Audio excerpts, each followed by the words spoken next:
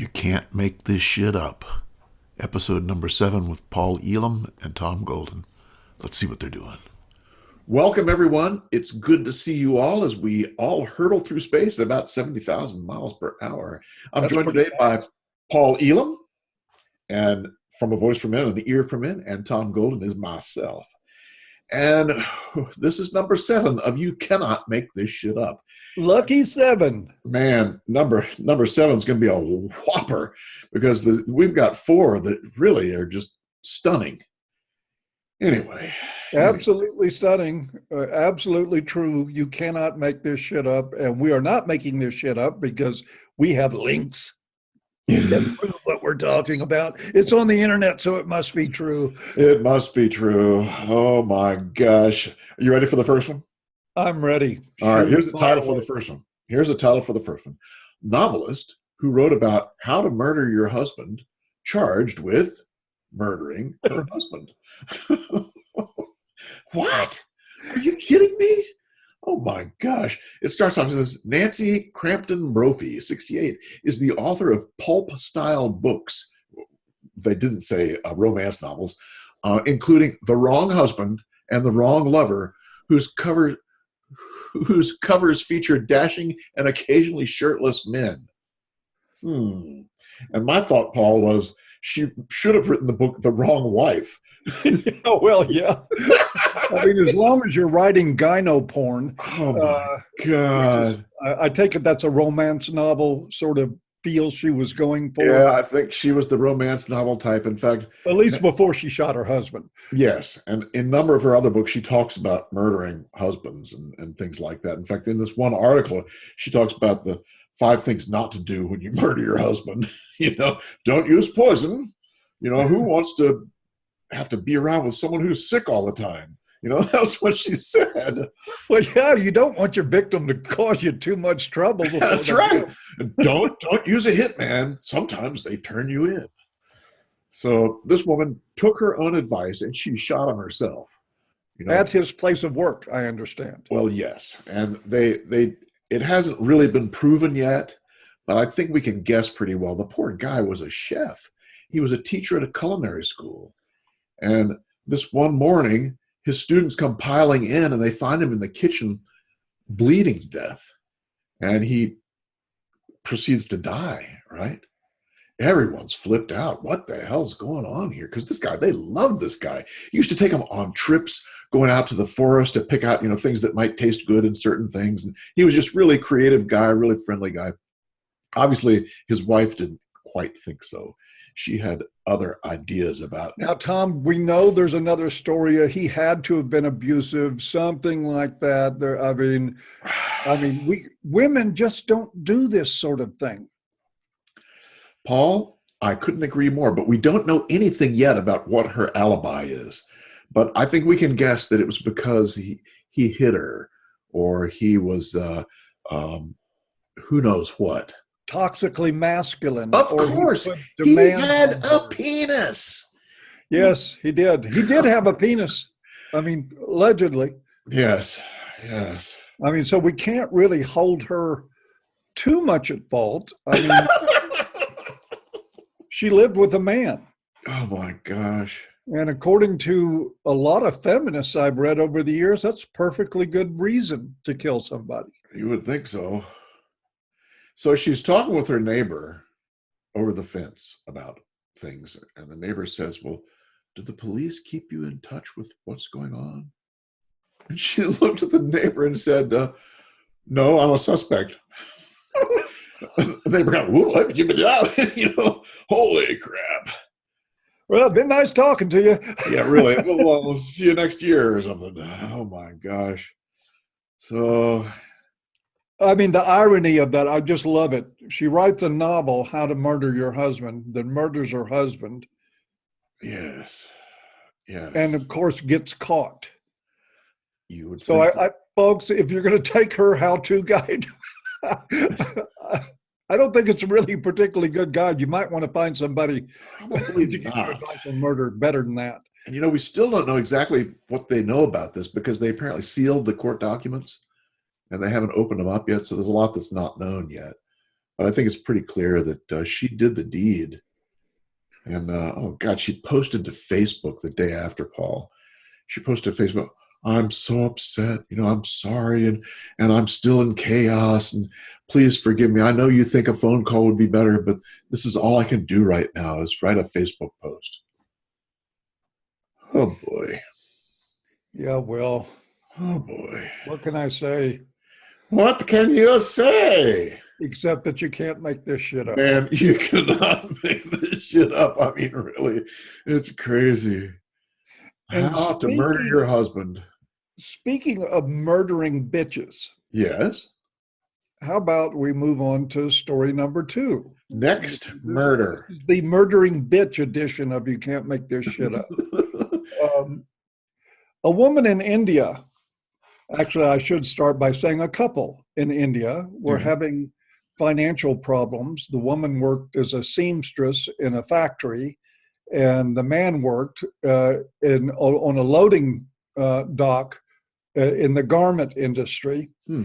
And they had, as you can imagine, those positions don't pay a lot of money. They had a lot of financial problems and argued frequently over money.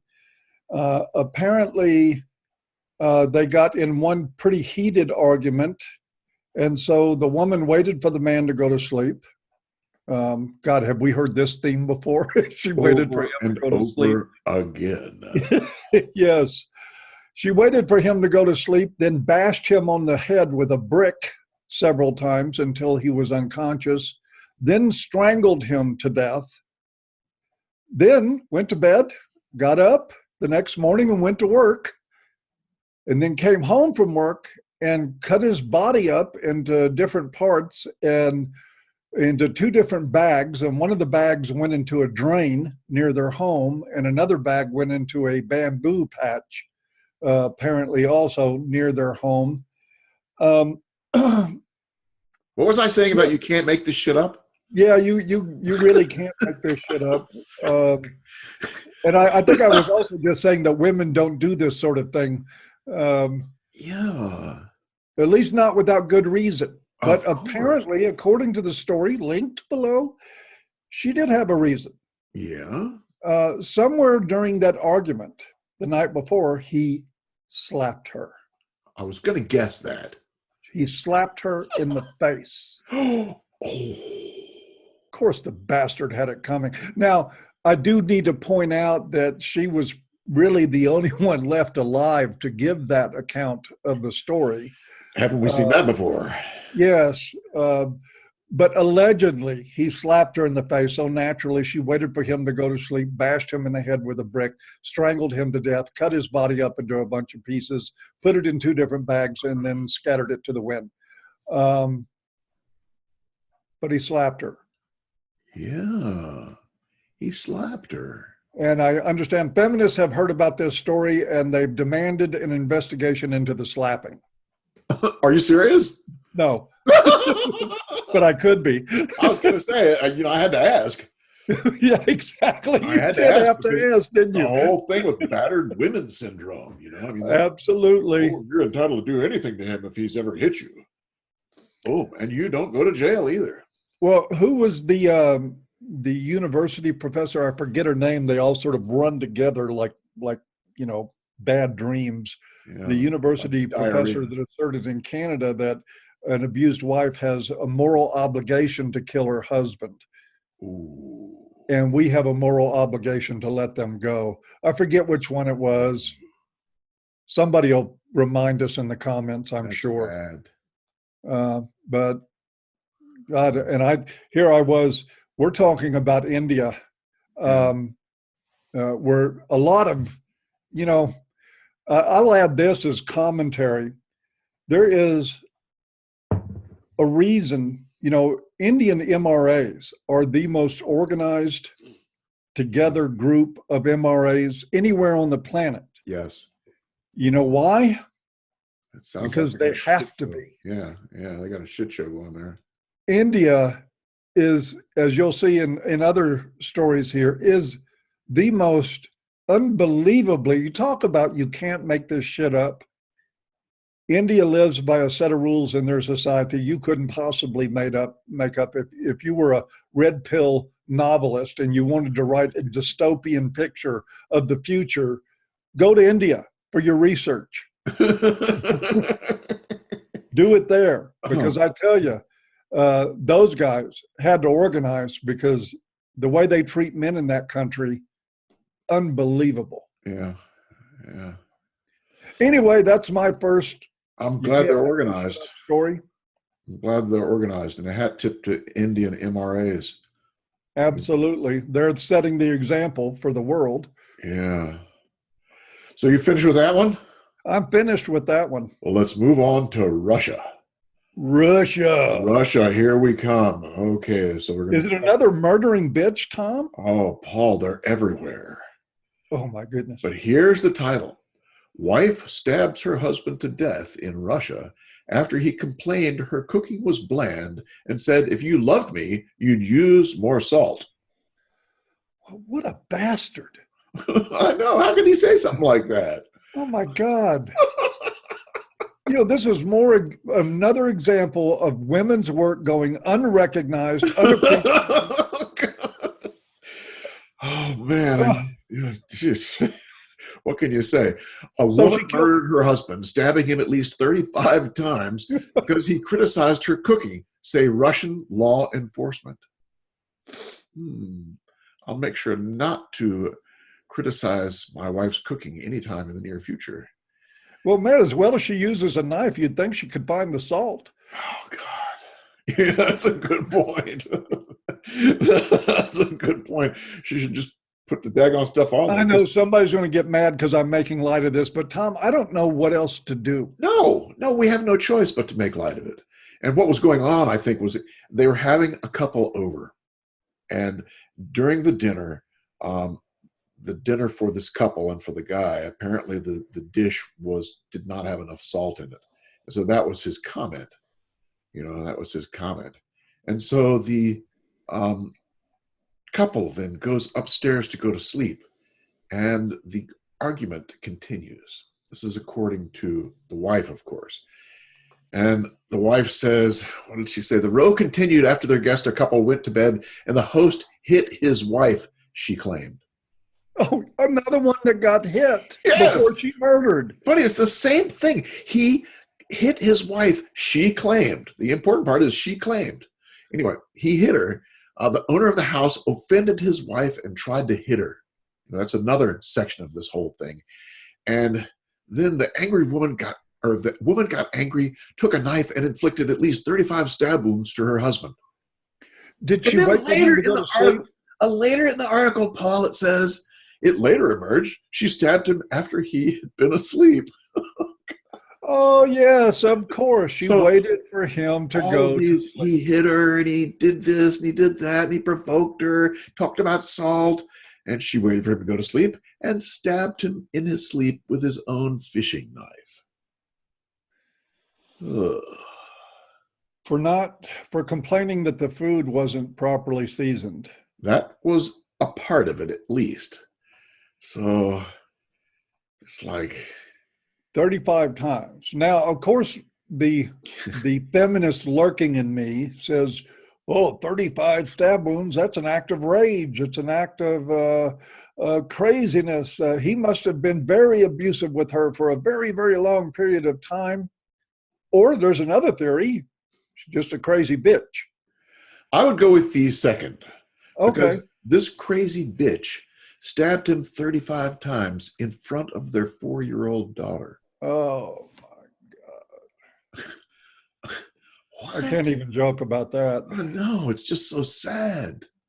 Just so sad. So this woman is just completely out there, Well, Oh. Of course, Tom, this is a mental health issue.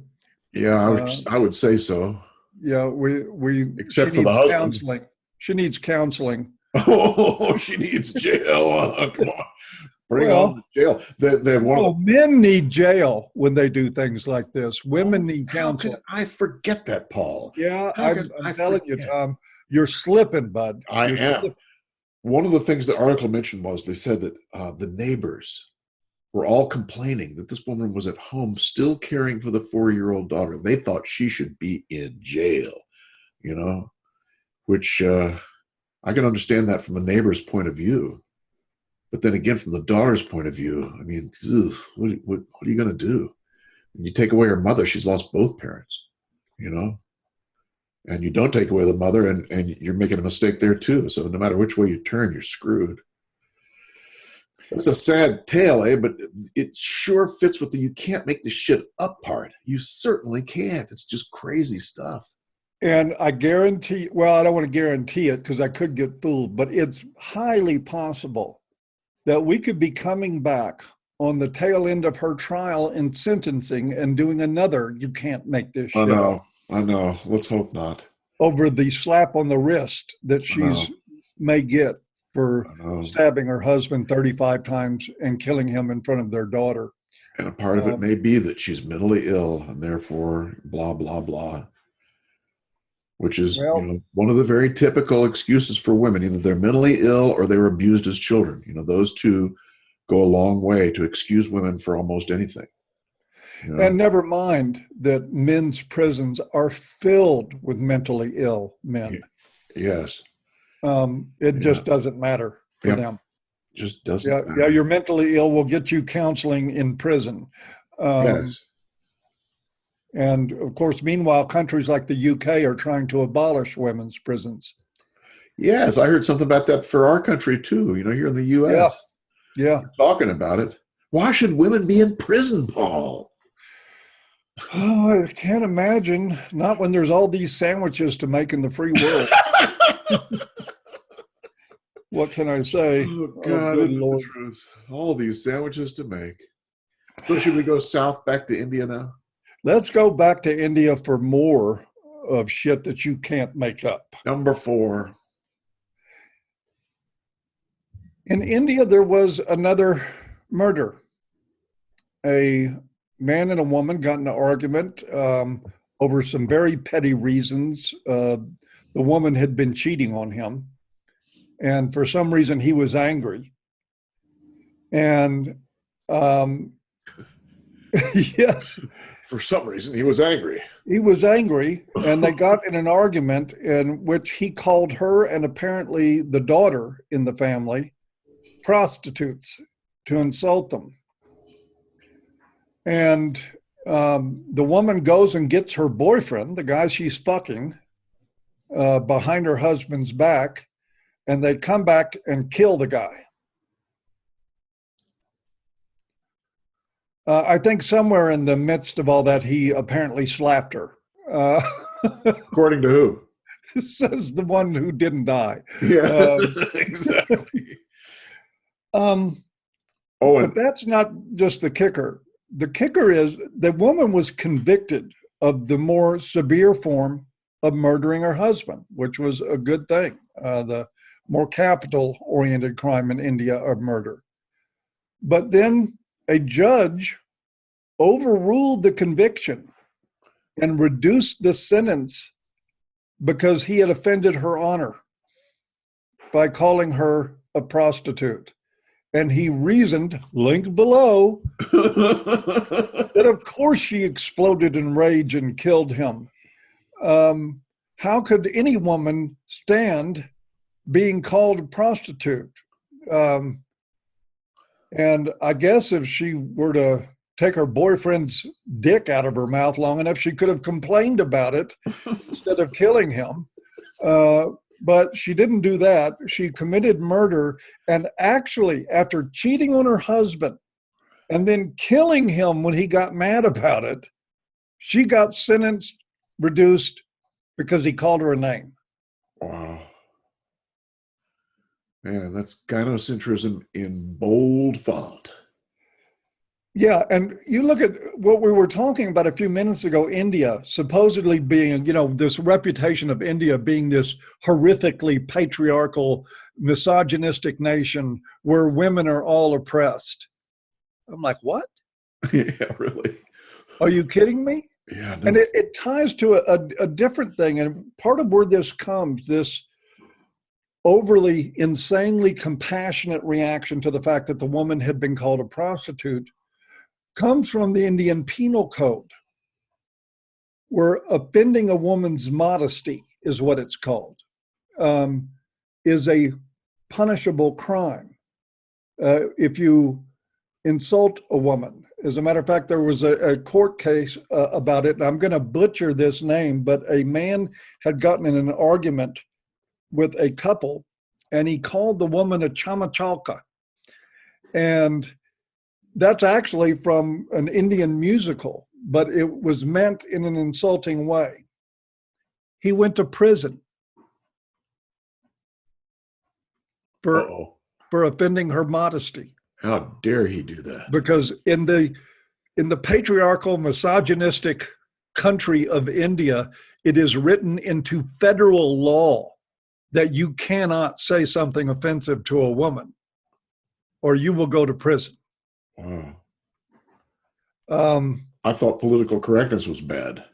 Link below. No, that's why crazy. I say, why are Indian MRAs so organized? Because they have to be. Yeah, man. Bless their hearts. What a clusterfuck of a country. That's amazing. And I mean no offense to Indian people, but as far as governments go, burn it to the ground. Huh. Wow.